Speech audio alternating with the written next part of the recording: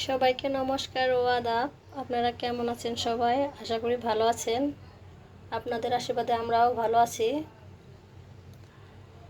তো আজকে আমি রান্না করব, আপনাদের সাথে শেয়ার করব মুসুরির ডাল দিয়ে সজনে ডাঁটা, সাথে ছোট আলু।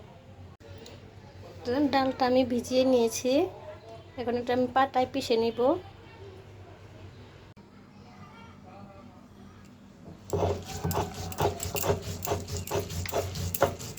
ডালটা আমি পিষে নেই, বেশি পিষবো না, একটু আস্তে আস্তে রাখবো, তাহলে খেতে ভালো লাগবে। এই যে ডালটা আমি বেটে নিয়েছি, এখন দিয়ে দেবো অল্প পরিমাণে পেঁয়াজ আর অন্যান্য মশলাটা দিয়ে দেব লবণ, হলুদ গুঁড়ো ও মরিচের গুঁড়ো। পুরো ভিডিওটা দেখবেন, না টেনে। যদি ভিডিওটা টেনে দেখেন তাহলে আমি কী মশলা দেব সেটা আপনারা বুঝতেও পারবেন না, তখন খেতে আপনাদের ভালো লাগবে না।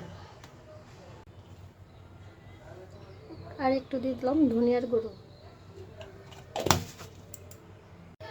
কড়াইটা গরম হয়ে আসছে, এখন আমি দিয়ে দেব একটু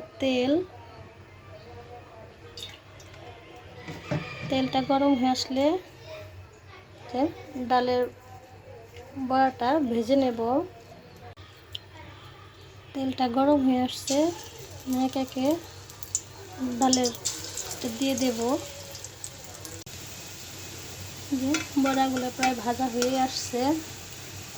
তো অনেকেরই মাছ খেতে খেতে ভালো লাগে না, অবশ্যই বাসায় এভাবে রান্না করে ট্রাই করে দেখবেন।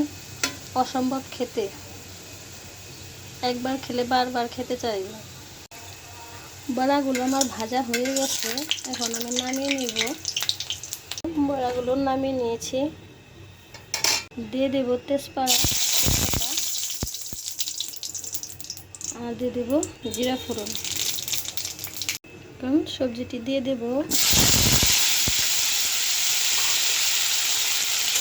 অবশ্যই একবার হলেও বাসায় ট্রাই করে দেখবেন। একে একে সব মশলাগুলো দিয়ে দিব। লবণটা দিয়ে দিলাম, হলুদ গুঁড়ো,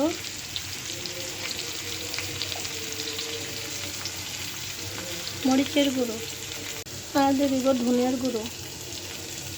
হালকা সবজিটা কষিয়ে নেব। মশলাটা যাতে না পড়ে যায় একটু পরিমাণে জল দিয়ে দিব। দিয়ে দেবো কাঁচামরিচ।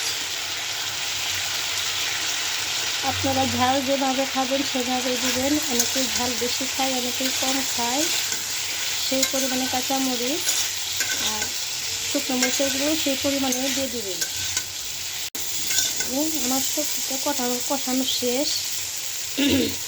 যে আলুটা হালকা আমি সেদ্ধ করে নিয়েছিলাম, সজনে ডাঁটাটাও হয়ে আসছে, তখন ঝোলটা দিয়ে দেব। আমার সবজি কষানো শেষ, এখন ঝোলটা দিয়ে দেব।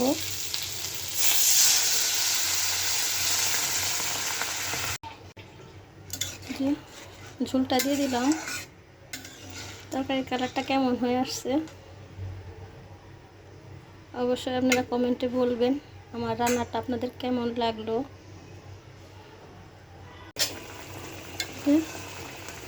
তরকারিটা প্রায় হয়েই আসছে।